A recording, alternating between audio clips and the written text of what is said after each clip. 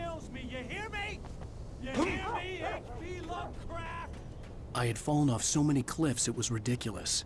That's what you get for naming a book The Sudden Stop. It was probably good I hadn't had the chance to tell Maine where I was going.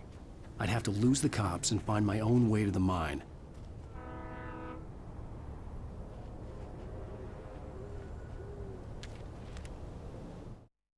Nightingale stared through the broken studio window into the dark woods. He turned around, started to walk out, but Maine grabbed his arm. "Young man, you almost shot me. You don't shoot off rounds at people like that. What's the matter with you?" Nightingale shook his arm free, marched out. His cheeks burned with rage and humiliation.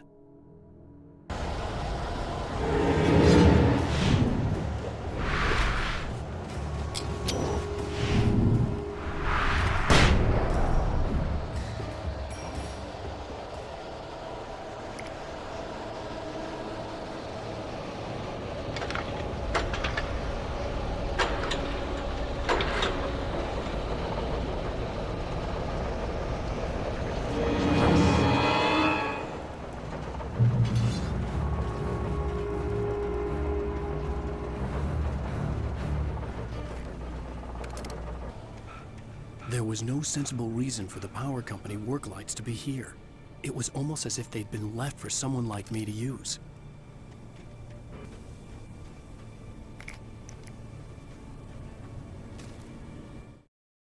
Danny had stepped out, but what stumbled back in was something else. Something alien. A monster. Walter tried to kill it, first with his fists, then a chair. It wouldn't die. Instead, it kept coming, unaffected by the beating it had taken. After Walter managed to kick it down the cellar stairs, fear took over. He ran, got behind the wheel, gunned the engine.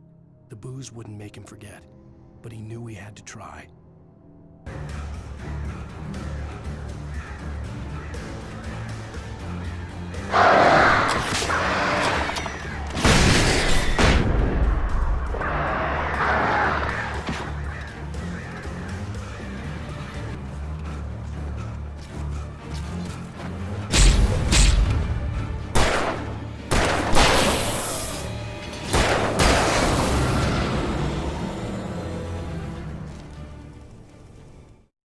The bulldozer's engine roared to life. Mud and rocks flew as it fought for traction.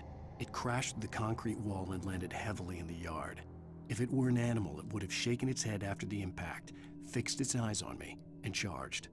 Of course, it had no head, nor eyes. Shadows crawled on its form, twisting it into a monster. Then, it came for me.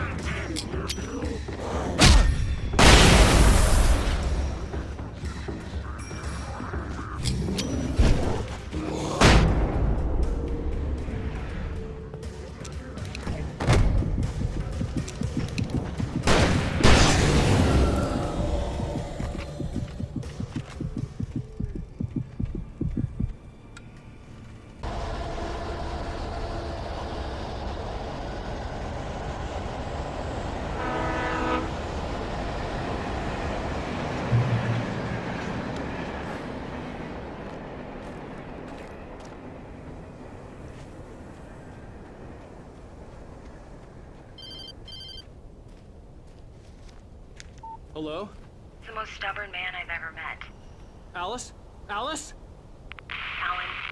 Alan, I'm so afraid. He keeps me in the dark. Please help me. I look at you, Alan, and it's not you. Something else. Looking out from behind your eyes. Alice, I'm here. I'm so alone here. It's all gonna go to hell. You need to be careful. Cooperate.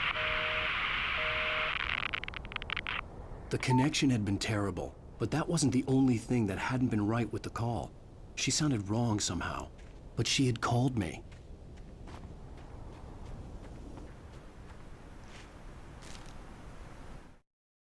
The pipe wrenched itself loose from the bridge's steel framework. Wrapped in darkness, it floated in midair, twitching. For a moment, I didn't understand what I was looking at. The heavy object lurched at me with impossible force. I threw myself out of the way, but just barely. When I turned my flashlight on it, it shook in a dark rage before it flew at me again.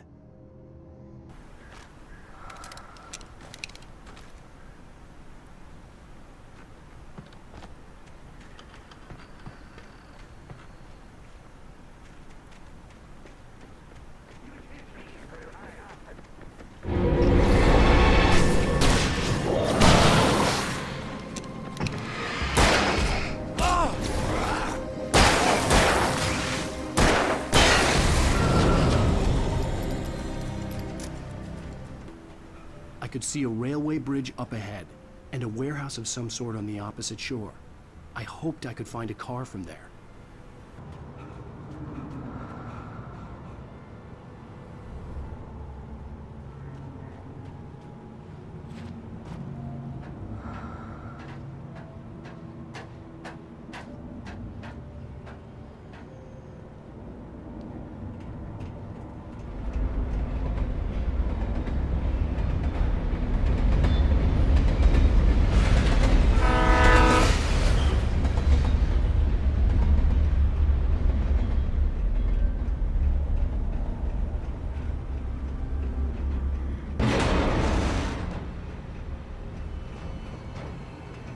The darkness that was pursuing me was growing stronger, and it was taking over everything in its path.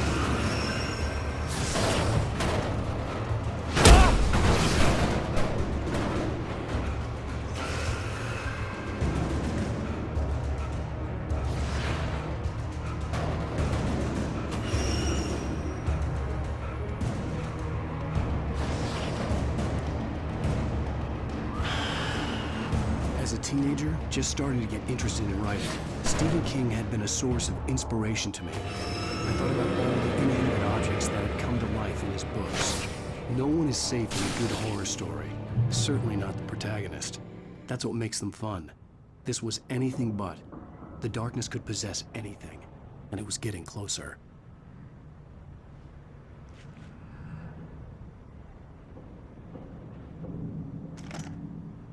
I slammed the door shut right in his smug face. He pleaded for me to open the door. True to form, the asshole actually thought I would obey. I had no sympathy left, no guilt either, not for him. I took a moment to savor the scream. I bet I had a smile on my face. It was all that I had time for. The dark presence was inside the lodge with me.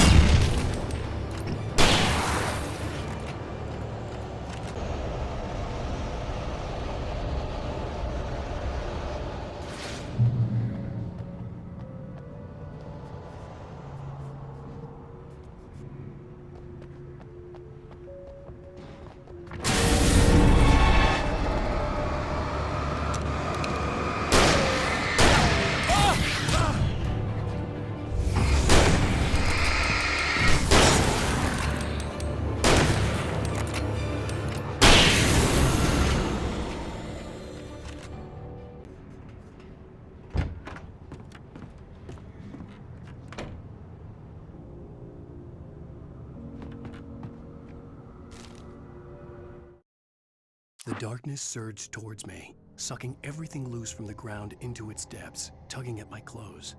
I saw the flare the kidnapper had dropped and threw myself towards it just as I felt my feet leave the ground. The darkness embraced me with the force of a tornado. Somehow I managed to light the flare. The darkness roared and cast me away. I fell toward the dark waters of the lake far below.